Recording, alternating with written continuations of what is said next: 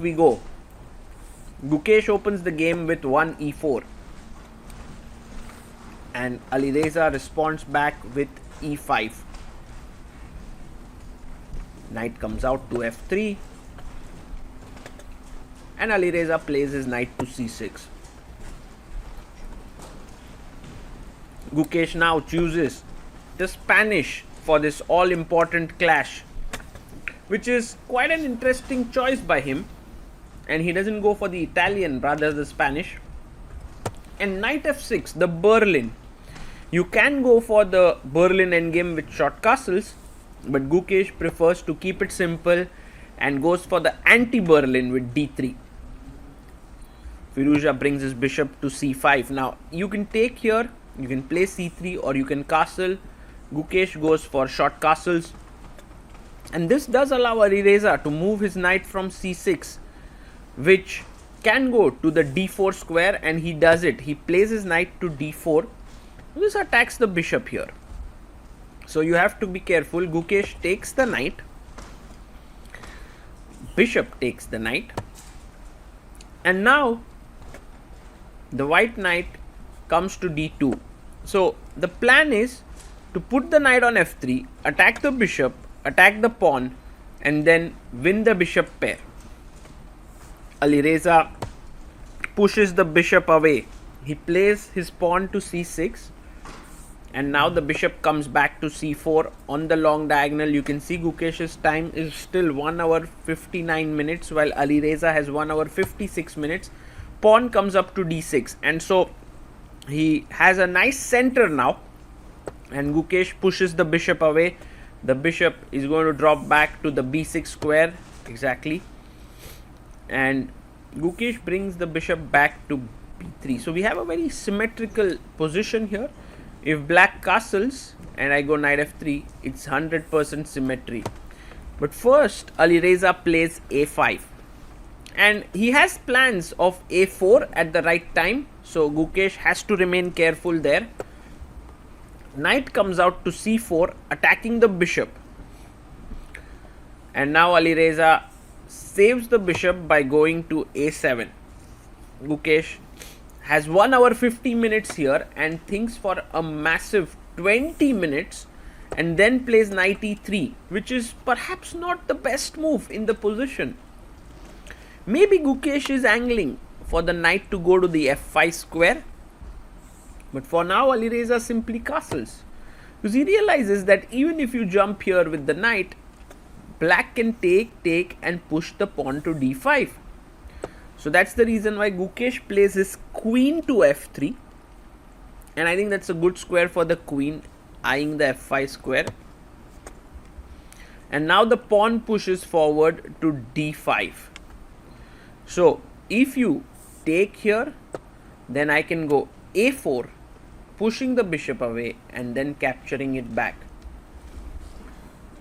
So he plays bishop c2, and Firouzja now plays this very little move g6, preventing the knight from coming to f5. So very good play here by Alireza Firouzja, and Gukesh plays his rook to e1, but black seems to be doing fine. Bishop e6, he takes the pawn in the center, and Firouzja can take back in multiple ways, but he takes back with the pawn, the best move there.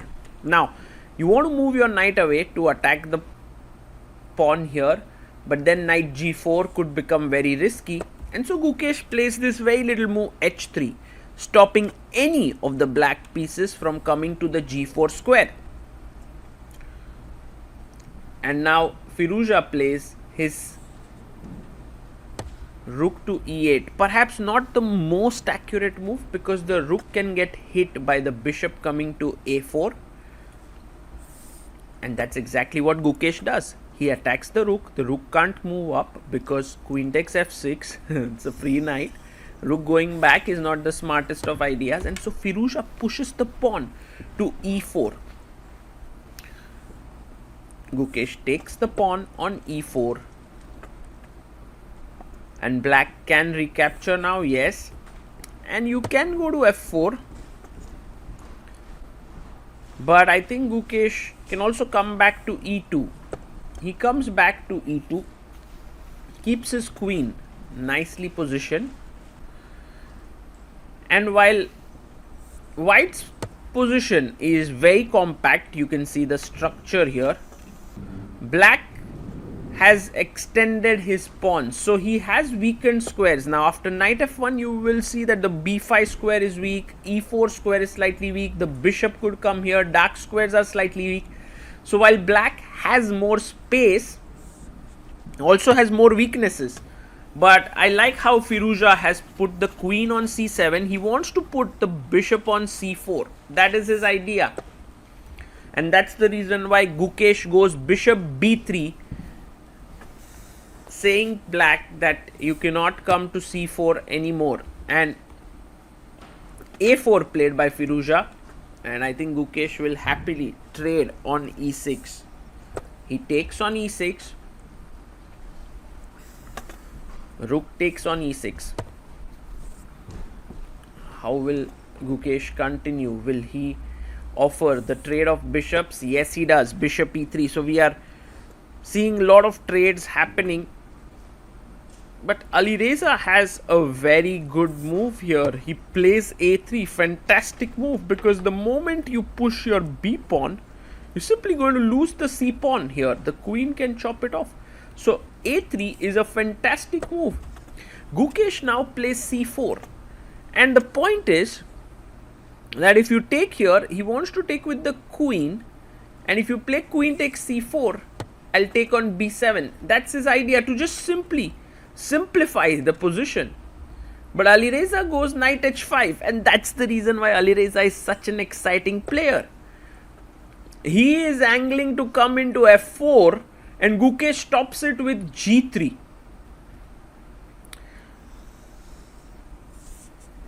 And now he goes bishop c5. Wow. Very interesting play. In fact, Alireza is saying to Gukesh, fine, you can actually keep your structure intact. I don't even want to break it up. But in return, my pawn on a3 will be a monster. Also, look at this pawn chain here for black that black has now. Black is doing really well. Alireza has a great position. Gukesh takes. The queen will take now here. And f4 is on the cards. So I'm interested to see what is the move that Gukesh comes up with here. After queen takes c5. He brings his rook out to d1. And if you play f4 here, maybe queen g4 is what Gukesh is banking on. And actually Firouzja can play f4. He goes rook f8. He plays his rook to the f8 square. And I think he just is angling for this f4 break. Gukesh asks the black queen to leave that very important square. Queen comes back to e7. And while the f4 move starts to get very, very nasty and dangerous for black, I think Gukesh himself plays f4. 31 moves have been completed. 9 more moves to make. 19 minutes to Gukesh, 18 minutes to Firouzja. Now you have to go back with the knight. You can't take en passant because you simply lose the rook. So that's the reason why knight e6 is played. Knight f6 is played. And now Gukesh comes back with the rook. Why is this position so double-edged? The reason for it is that, wow, Alireza goes g5. The reason is that this knight which Gukesh has played is such a beautifully placed piece. Because knights are the best blockaders of the passed pawn, and the knight is placed there. It attacks the pawn on f5. It threatens to come to the d5 square. And when Alireza takes on f4, pawn takes pawn. Yes, the f4 square, f4 pawn is weak, but so is the f5 square. And don't forget, I have an extra pawn on the queen side. Queen f7 played here. And, well, you can't really go and take this because after knight h5, black is winning here. So that's the reason why he goes king h2. The best move in the position. And now knight h5 played by Alireza attacking the f4 pawn. That pawn needs to be protected, so the queen comes into f2 and defends the pawn.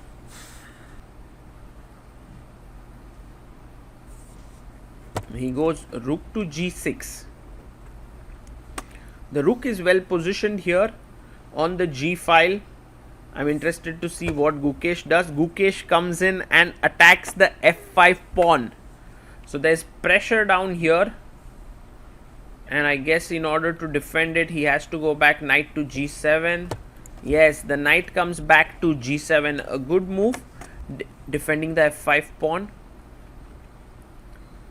And now Gukesh goes rook e d1, 38th move. With 8 minutes left, Alireza has only 1 minute 38 seconds left to make 3 moves.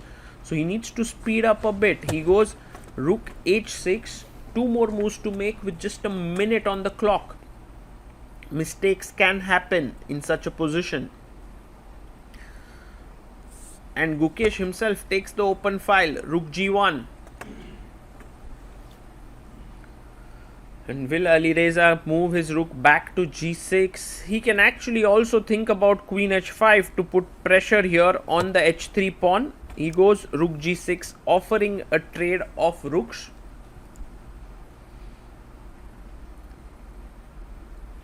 And now Gukesh can take the rook, but he goes rook d1, and he's reached move number 40. He gets up from the chair and goes somewhere, maybe to the washroom. Alireza meanwhile thinks he's down to 40 seconds. He needs to make a move. He shouldn't lose on time. There's no increment. He goes rook h6. Kind of a tacit draw for, because the players have been moving back and forth from g6 to h6, g1 to d1 to back. Let's see what Gukesh does.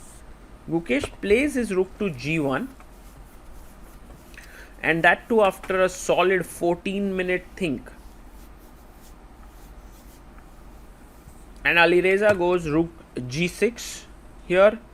And if Gukesh now goes rook d1, maybe it's threefold repetition. But queen h4 has been played here. The queen is very active. And Alireza takes on g1. And as we discussed a few minutes ago, White's knight on e3 is an absolute champ, putting pressure on f5 and blockading the e4 passer.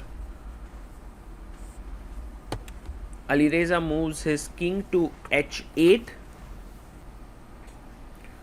and now queen h6 might be a good move. But he goes king f2, very, very calm, very cool, very good move. And now rook goes to g8.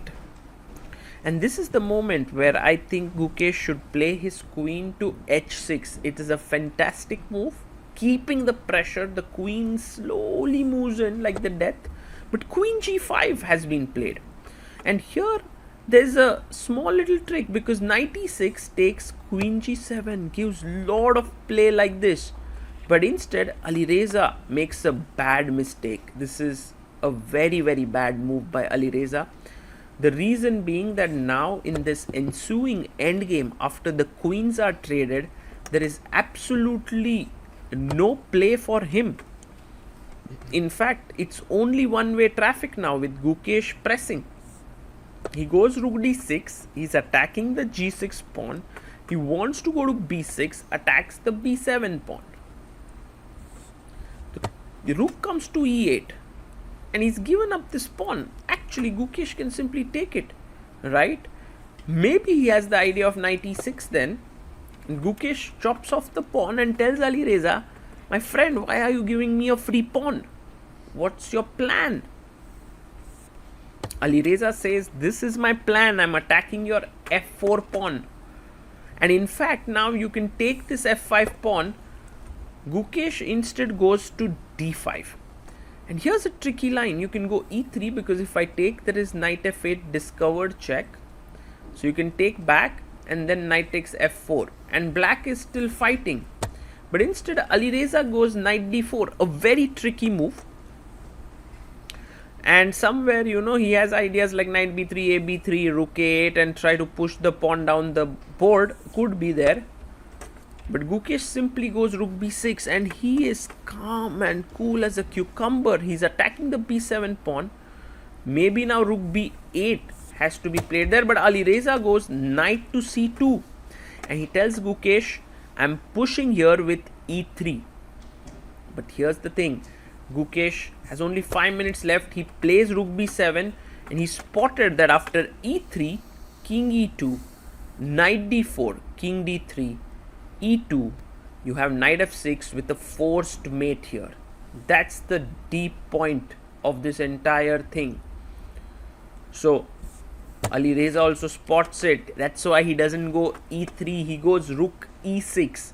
But with that, he's simply now down 2 pawns. There are many ways to win. Rook e7 is the very accurate way to play. Wow, fantastic move by Gukesh. Rook h6 played, moving away from the e file. Now these queenside pawns have to start rolling. What are they for otherwise?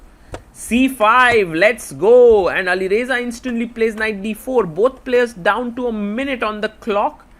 Knight d4 stops the pawn from going to c6 forward. But I think Gukesh can get another pawn rolling there.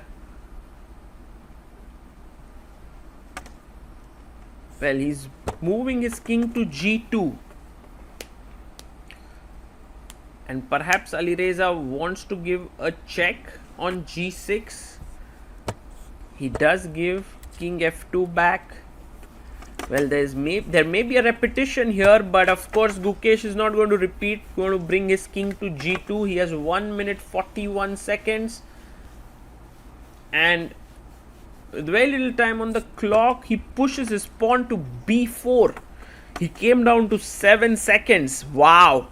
Now 37 seconds, because 30-second increment has kicked in after move number 40. And Firouzja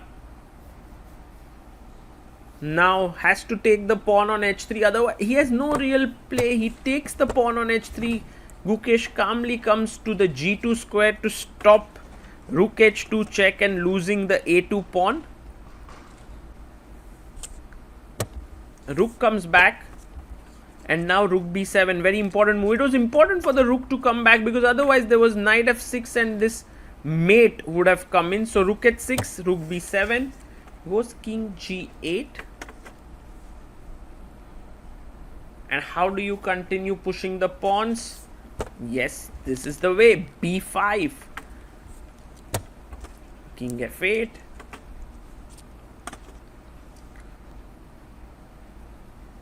Now you can see Gukesh just making sure everything's fine. He pushes his pawn to b6. Excellent move. Pawns are rolling forward. 1 minute for Alireza Firouzja. He goes rook g6 check. King comes to f2. Rook h6. But I think this time you can allow the rook to come in and take this pawn, because I think you have rook c7, b7. And that's exactly what Gukesh does. He goes rook c7. Firouzja now understands that he is in big trouble. Not just trouble, but big trouble. He goes for a check. And Gukesh plays his king up to g3, attacking the rook. If the rook takes on a2, there's b7 with a check and then a queen.